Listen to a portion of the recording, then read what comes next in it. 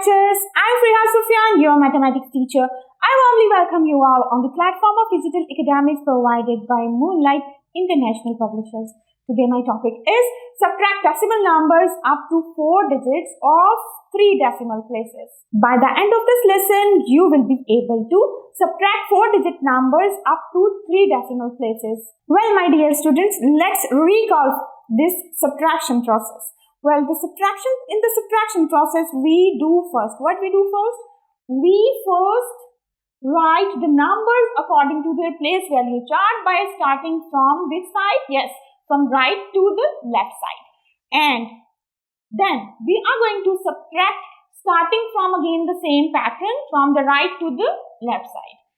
If the first number is less than the second number, then we take borrow, regroup, and then subtract the numbers. So let's do one example for you guys so that this concept will be more clear to you guys. Subtracting decimal example is subtract these decimal numbers. 9.37 minus 2.454. Well, this is an example. So first thing which we are going to do, we are just keep this thing in our mind that decimal point must be aligned with decimal point. Okay, so this thing you need to remember, and you need to check and recall the place value chart. According to that, you need to write down the numbers according to which side? Yes, from your right hand side. Okay, so the number will be taken according to the right hand side, but you need to check that the decimal point must be written first. Okay, so here we go 9.37, because in the second number, you can see that 2.454 is of 3 decimal places, right?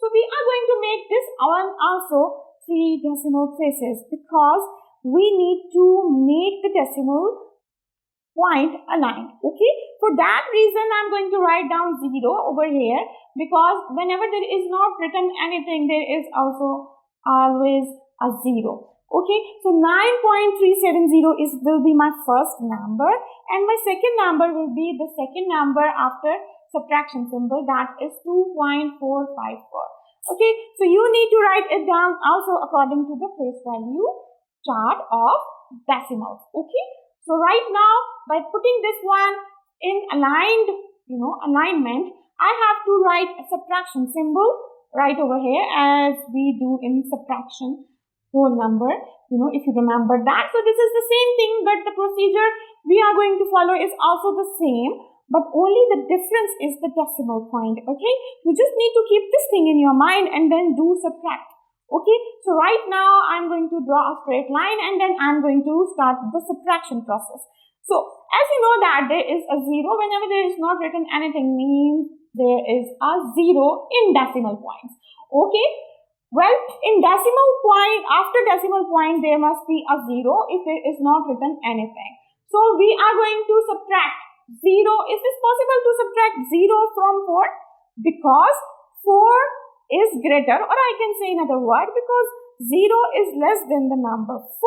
So I cannot do subtraction until and unless I'm going to take the number 1. Borrow from my neighboring number.